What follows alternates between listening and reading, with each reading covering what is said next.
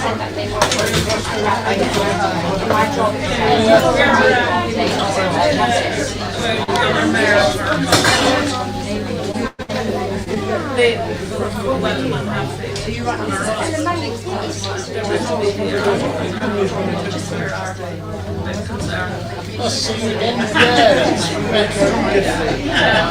somebody said to me,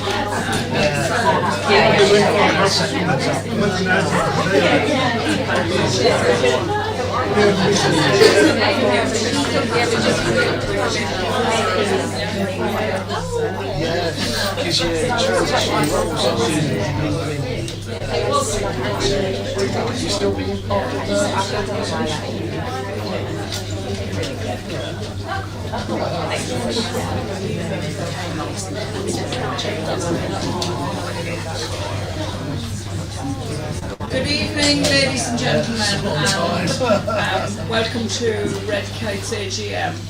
And it is so fantastic to see so many of you who have come out this evening. And I do realise that it's beastly weather, so double thank yous. I'm going to go off piste a little bit and thank my board.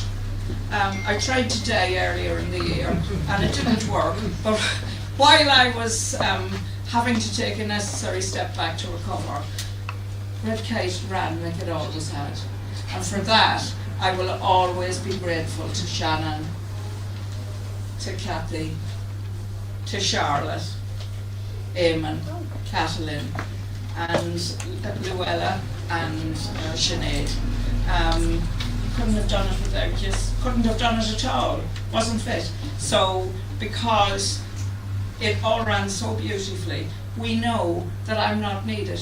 and that is a great relief, actually. An organisation that doesn't need one person to survive is a strong organisation.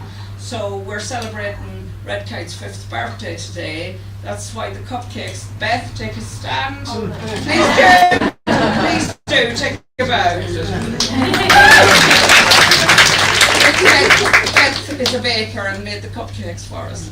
So we're celebrating our 5th birthday, and if you thought Red Kite was a child, it's a good, strong, resilient toddler. So we're going to tell you more about Red Kite as we go through the evening, but I'm going to pass you over to Kathy now to tell you about how we work.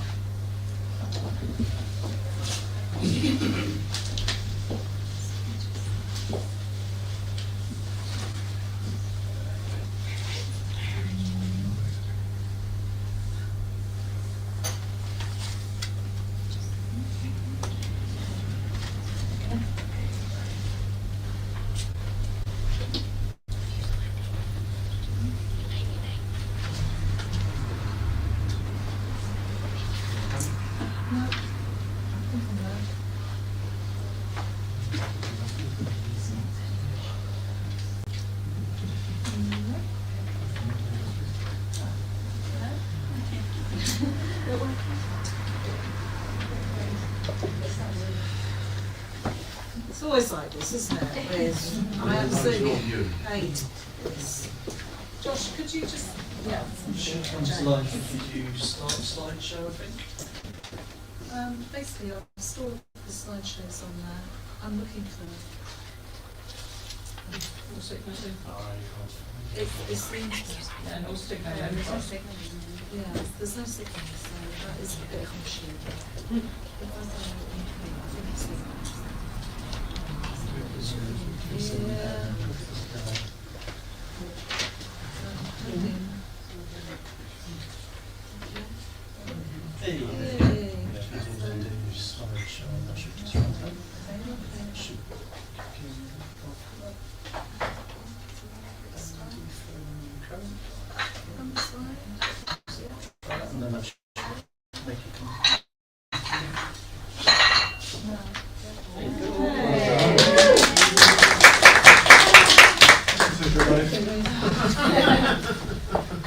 Hello, I'm Cathy Splain. I'm the secretary to the board, and tonight I'm going to talk to you about data. I don't do data.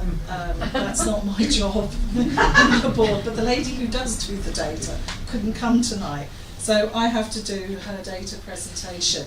So I'm going to try and keep this as brief as possible. Please do not ask me questions. Do not interrogate any of this data, because chances are I won't be able to help you.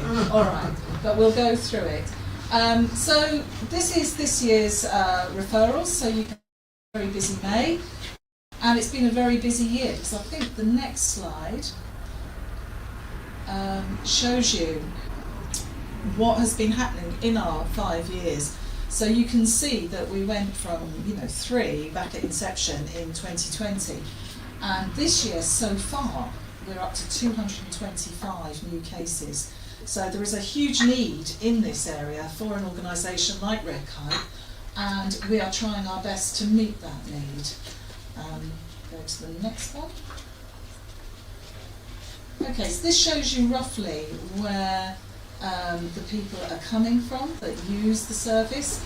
I would just like to point out here that Stevenage is the area where we get most of our clients from. It is like an area that we do see an awful lot of people from, followed by Bishop Stortford, and of course we have the Mayor of Bishop Stortford here tonight showing support for Red Kite, and we're very grateful that he has come and attended. And you've got some information there about the ethnicity of the people that use the Red Kite service. You see most of them are white British.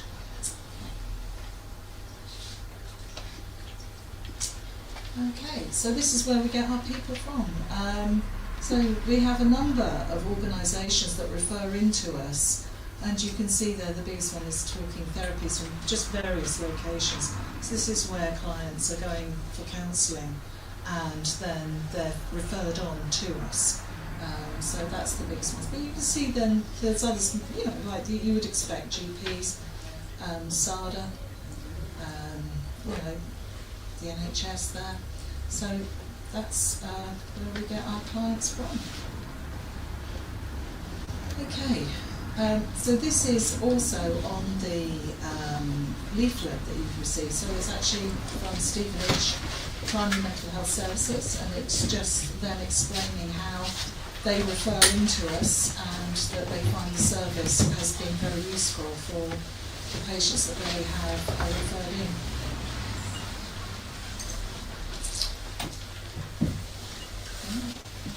So this is counselling. So we're an unusual service in that we don't just offer a helpline, we train young people, not just young people, we do have some older ones as well, but mainly young people who are at university. And we train them to answer the calls on the helpline. And they are exceptional, our volunteers on that helpline, because we ask them to do some really difficult work, and they do it really well. You can see here then, once we talk to them on the helpline, some of the clients then go on to be counselled, and so we offer counselling sessions. That's quite unusual. So you might well have an organisation that might offer a helpline or something very short term, but we will then offer counselling sessions as well. So you can see there's been quite an uptake in counselling sessions this year.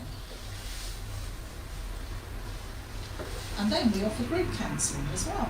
We offer what we call Thrive sessions, and it's where people are in groups. And you can see down there is alongside the data we have a comment where somebody has commented about the experience of being in the group and how powerful that has been for them. So that's a really good comment down the bottom there. You can see that we've had quite a high attendance as well, 61 clients. Okay, so again, more testimonials about the group therapy. And again, this is data, so it may be anecdotal data, it may not be like the hard data like the graphs. This is still data that tells us how we are doing. And we do listen to what the clients say that go to the therapy groups, and then we can use that to adjust what we do the next time round as well. This is the helpline, so you can see the helpline has been very busy, and you know, we are really, really grateful that at the moment we've got a training cohort of 30 exceptional. They really are a very, very good training cohort, 30 of them that we are currently training, and we need them because we are now dealing with so many calls on the helpline. And again, more testimonials here. And at this point, I'm not going to carry on talking at you. I'm going to move it along so that Eamon can come and talk to you. And I'm going to hand in the microphone. I'm going to have to just get this up. Okay, thank you. You're going to have to bear with me for a second. I'm sorry, you're going to have to bear with me for No, a that's second. fine. We've got no internet, so Okay. it'll take a minute, but we'll get there. Well, my presentation isn't very long, it's only 3 slides. I'm fundraising trustee, which is a really tough job. Nearly worse than Rachel Reeves, probably, but anyway. I think, as you all know, the economy has been under a very, very difficult period. I think the cost of living crisis has hit everybody, and charities are particularly vulnerable, and particularly smaller charities like Red Kite. We don't have the resources of people like Shelter who have big budgets and spend money on TV advertising, but we don't do that kind of stuff. We have to help people. So I'll take you quickly through the presentation. If you have any questions, I will try and answer them. I'm not saying I can, but I will try. Oh, sorry. Yeah, so this is basically outline that it has got more difficult. You probably have seen that even hospices are closing. So that's telling you how bad it is for charities to raise money. It's been very difficult. This is a brief summary of where we've got a lot of our money from. As you see, it's quite diverse.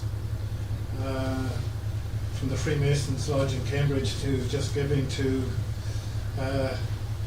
dear Norma Simmons, who passed away and was fantastic ambassador for Red Kite. She left us £1,400. Thank you very much for her. We really appreciate it, and she was always extremely good to Red Kite. And we miss her hugely. I was looking up to know Norma for 4 years, so we valued her highly.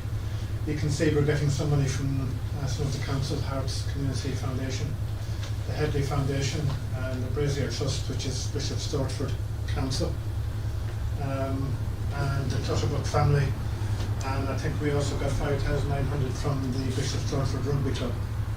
So you can see it's quite a diverse source of funds.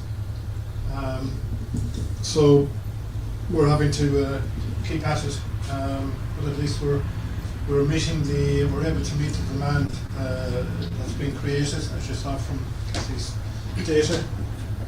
It's going up every year, so it's becoming quite a challenge for the revenue to meet the need. But it's very important that we do. I'll say a little bit about this. It's to do with the fundraising code. Most of you probably aren't aware there is a fundraising code, and there is a fundraising regulator. Up until about 2 or 3 years ago, this didn't exist, but they published a new code in 1st November 2025, and it's still pretty basic, really. It's worth going through it a little bit because these are the criteria that they measure people on. Obviously, legal is pretty straightforward. You have to meet what's in the law, and there's actually quite a bit of law around fundraising, believe it or not. I was surprised how much there is. There is quite a bit. And not knowing the law is no defence. You obviously have to be honest. You have to be open and transparent. So your fundraising must be clear about the processes we're willing to explain. We do have a fundraising policy, which is written up and is on our archive system. I think could be put on the website, I'm sure. So obviously fundraisers have to be honest, and you cannot mislead people when you're asking for donations, which is pretty obvious, but we don't. And you must respect the people and places they interact with. And We are in the process of registering for the fundraising badge. They've now created a badge that all fundraisers can put on their logo and their website, and we will be doing that probably after this meeting is open. The cost for small charities like us is not big. It's only £60, whereas some of the larger charities have to pay much more. The other thing I think that's worth saying here is that I used to work in the commercial world, so charity is new to me. But one of the figures that always impressed me was that 96p in every pound in Red Kite goes to help survivors. Now, I put that as a challenge to any of the other big charities. If they get anywhere near that figure, I'd be amazed. So you can be satisfied that any money we get is going to the people who need it, and not to other overhead costs. There are no full-time employees in Red Kite. Everybody is a volunteer. So that's it really. If anybody has any questions, I'll try and answer, but I think that's it. It's really straightforward. Thank you, Kathy. Thank you.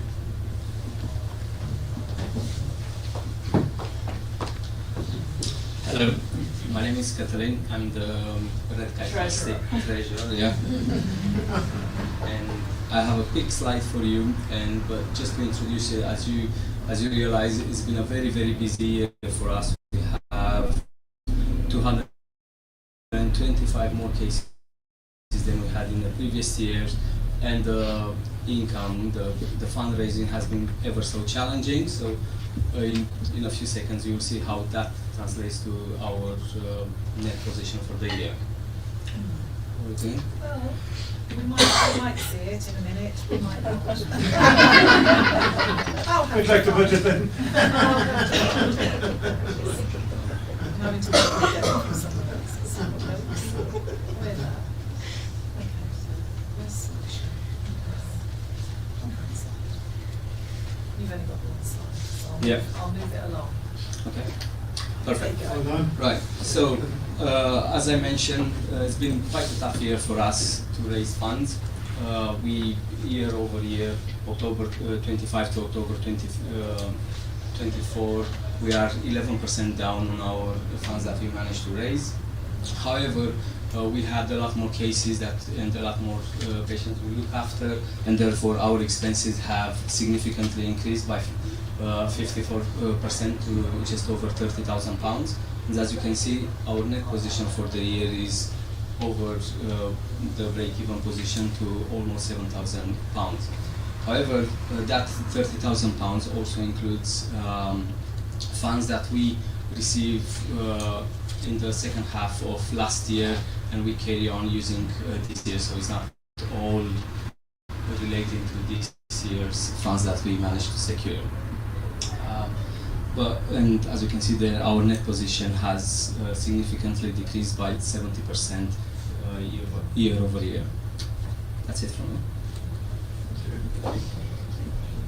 That's one of the best financial reports. Straight for the point. Do you want to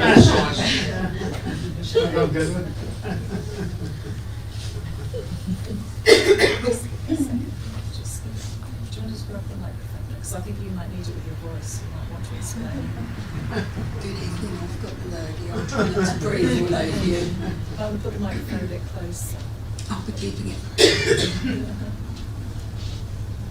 I'm a Red Kite trustee who muddles along through the social media because I'm a journalist by trade.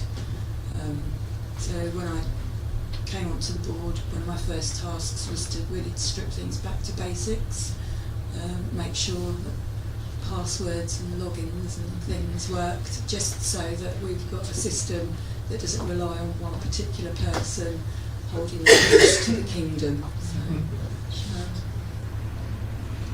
what have I got to do? Press the forward arrow to get you to the microphone. Do you want to go to the next slide? Yeah. So, just to keep it really brief, my job is to engage with the community, either online, through social media or Instagram. Please follow us. Our Facebook group, please follow us.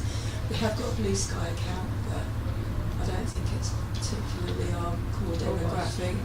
James over there was telling me earlier in the week we really need to get a YouTube channel up and running, so that's something that I will be looking at imminently.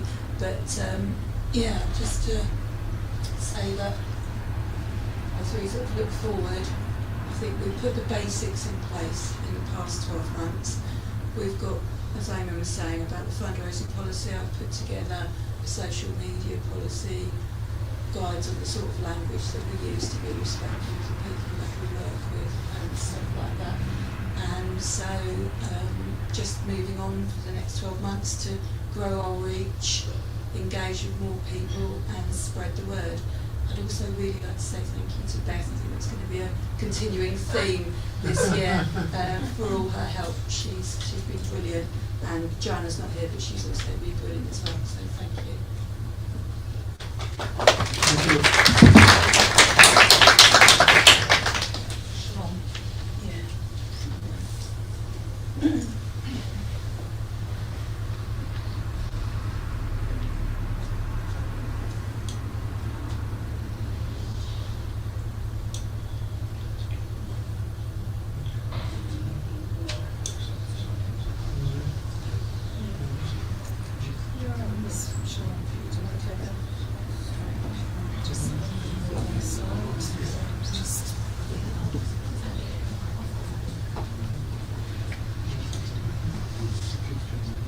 So just to tell you that I've developed a really good personal relationship with the Red Kites, and I never go out now that at least I see three. And frequently they do a fly past. Usually it's a bit frightening because they come very close to the windscreen. This is beyond like a joke now. It happens Beyond so coincidence, yeah, 'cause I'm usually driving. No. So yes, so it's been a record year for service delivery. We supported more people than ever before, with expanded access to therapy producing transformational recovery outcomes. And that's what we're here to do. So, you know, we're working and it's producing people who are achieving a sense of peace, a sense of belonging in their own bodies, in their own heads, in their own lives. And that is, you know, our mission is being fulfilled.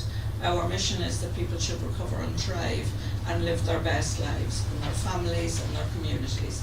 And that's what we want for people, and that's what seems to be happening. They are telling us that this is how it's going for them. And of course, people who are feeling stronger and more resilient and much more assertive are actually then more able to cope with the challenges that life throws at them for the rest of their lives. They're able to re-enter employment, they're able to go and do courses and upskill themselves, but more importantly, I think, they're able to look after their people, their families, the care that they have to give. They're able to do it because they have the headspace, and that prevents intergenerational trauma, because people are being looked after and nurtured and feeling wanted and secure. So it's really good. So we've had positive legal outcomes. We've had more clients successfully prosecute perpetrators through government sentences reductions, though it's undermining the justice and client safety. The fact that they suddenly announced that they were halving sentences, and people are being let out of prison without the sort of survivors or thrivers knowing about the release, and they're turning back up there in their communities, and they're intimidating people, you know. So we are getting very, very distressed people coming on the helpline, people who had been doing really, really well, and suddenly they're popping up again to say, he's been let out, I met him and his mates on the corner, and you know, they say, we don't you know, want you around, you know, you're a telltale and this, that and the other. But the housing associations don't consider that a reason to move. So, you know, from our point of view, it's appalling, but there isn't really anything that we can do unless the perpetrators actually physically threaten them or stalk them or something. Verbal abuse and threats, sort of vague threats don't do it.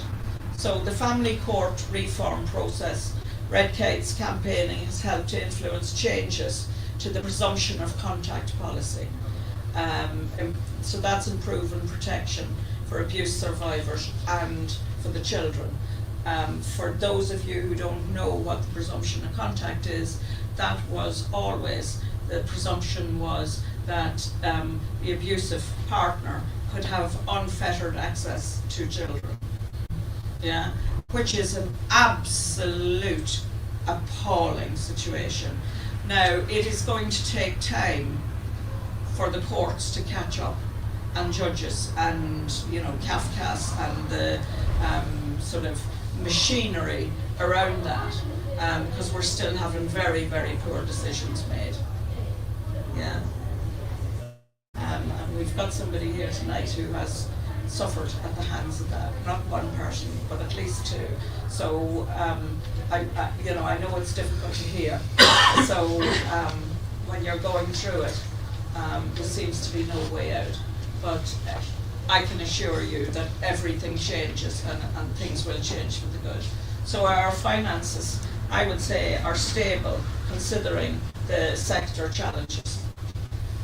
Despite widespread charity closures, Red Kite remains financially strong, and we are currently allocating 79p to the pound directly to client services. 97. Did I say 79? Yeah, I'm a bit dyslexic with numbers, I'm sorry. So we're able to do that because we don't have huge overheads. We don't have an office currently. We don't have any paid members of staff. We're all volunteers. And there's not many organisations like us, really. We're able to access unrestricted funds from our partners and fundraising team. That's really useful because it allows us to test new ideas and to support projects that grants don't quite cover. So, we will apply for £10,000 and they'll give us 5 or 6, but they still expect us to deliver the same amount of activity. So this unrestricted funds are a way of doing that. The other place that unrestricted funds is flowing all the time is Stevenage. So my aim is to deal with Stevenage once and for all. I was all set up to do that, and then I became ill, so it went on hold. So thank you to our corporate supporters, Knuckles, solicitors and Sworder's Fine Arts auctioneers for making us their charity of the year and increasing unrestricted funds for our use. This is fabulous, and thank you very, very much. We really appreciate it. Yes, yes, yes. And I have a little something for Nikki to take back to Knuckles. Where are you?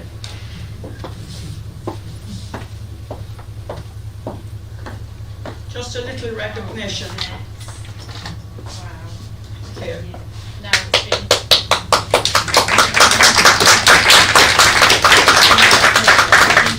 halfway through, but we've still got a few months to do. Yes. But it's been We'll have great fun. Yeah, no. It's been fun, but it's been a real connection for the fair Yes, as well. yes. So they've really enjoyed being able to support something meaningful. Yeah, and I have loads more ideas.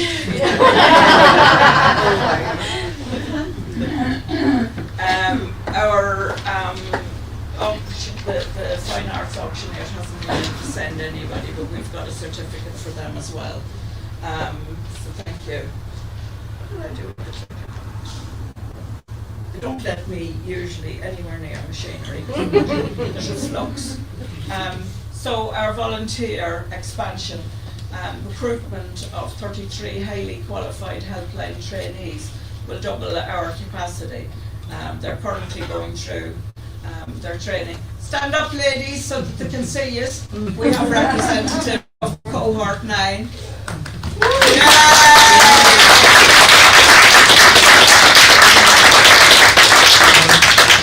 So overnight, we'll have doubled our capacity on the helpline, and that's amazing. But even more amazing is that we have close on 20 signed up to go in the next cohort, in cohort 10. So, you know, that people want to volunteer with Red Kite. And we're getting volunteers from further afield. We now take the UCL ladies, we take ladies from Kingston University, we take ladies, obviously, and gentlemen, all sorts, from Hertfordshire, and we now take from Arden, and they have campuses all over the place. So we're getting a range of people all coming together during the training, swapping ideas, you know, generating new ways of doing things. So it's really, really useful. The other thing that we provide is multilingual support. The charity now responds to, in up to 30 languages. So it broadens access for asylum seekers, refugees and trafficked individuals.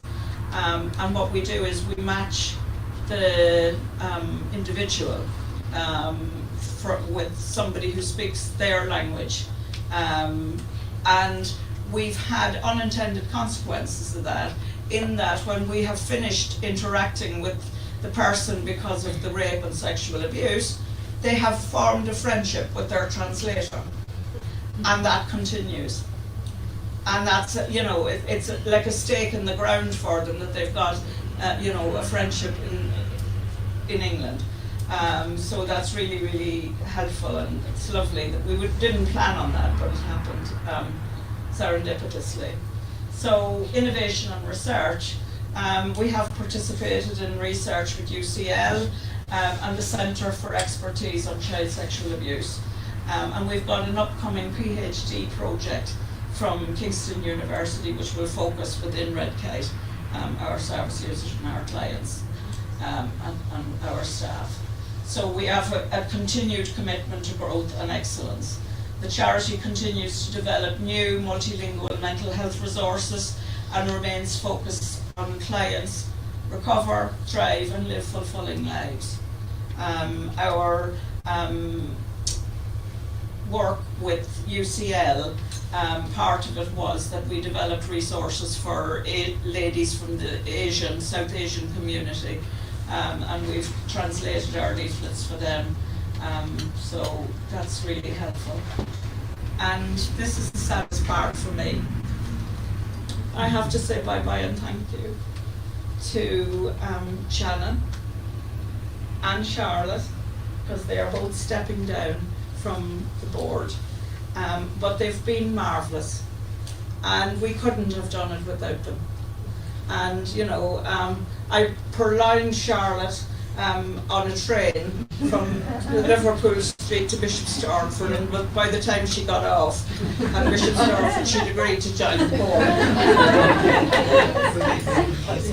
Shannon, you were in cohort two, so she came up from the helpline, and you know, has done wonderful work on the board, and we're very, very grateful. I'm sorry to see you go, but delighted for you that you are moving on in your careers and your lives to such an extent that you don't have time to do Red Kite anymore. Yeah, so just a little something. Can I do you first?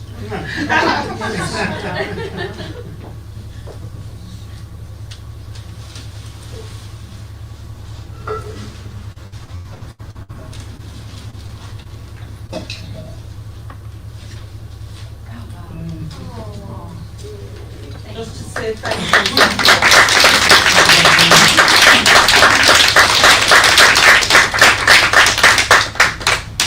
Now Charlotte, wriggle your way up through the back. Now for those of you who don't know Charlotte, she is an author, and she has published 6 books, is it? Yes, yes. Author, poetess, and works with her own charity, Transform Lives. Transforming Words. Yeah, Transforming Words. So please do have a look at her other things.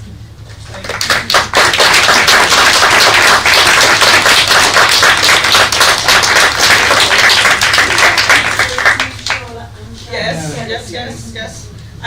conscious that you'll be in front of that screen. in front of that. Sorry everyone, sorry. Pretend you like each other. That's not a problem. Thanks very much.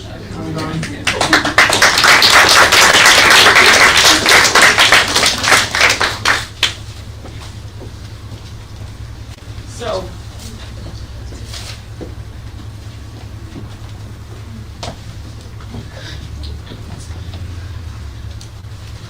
It happens to us all when we try and speak to that company there. so Norma was more like a sister than a friend of mine. I met her, I was pregnant with Laura. And, you know, we have worked and swapped ideas and argued and, just being friends and great support of each other's work all down through the years. And there isn't a day, there just isn't a day that we don't talk about Norma somehow or something, or think about her. And, you know, she will always be part of Red Kite. She was, you know, one of the formation of it, and she worked in every capacity. She had no ego.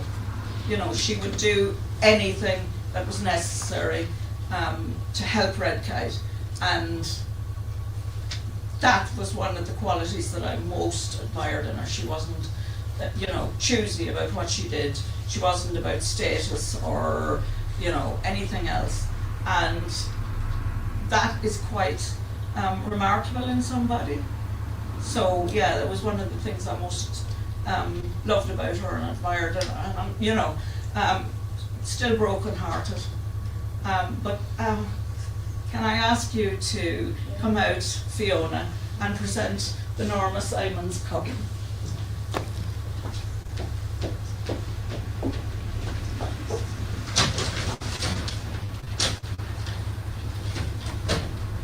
And for those of you who don't know, this is Norma's daughter.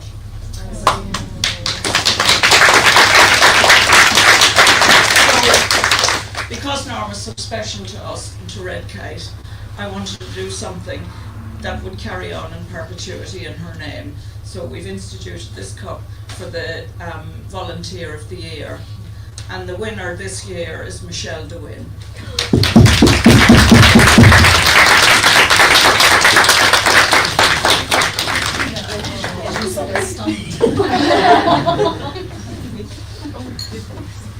Michelle has been with us for quite a good number of years, and she'd morph into any role we want her to do.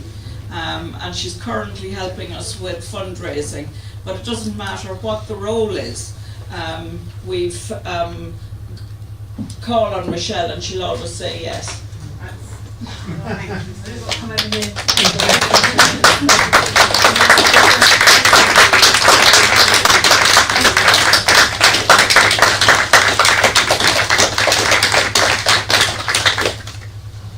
Well done. Thank you so much. That's fine. Well done, Michelle. Thank you. That's fine. Norman was very special. Yes. Wonderful day. I know a lot of people miss my mum, and we all wish she'd actually taken a bit easy, didn't have the stroke, but she wouldn't have wanted life after the stroke. Having 24-hour care with a nurse and not be able to speak.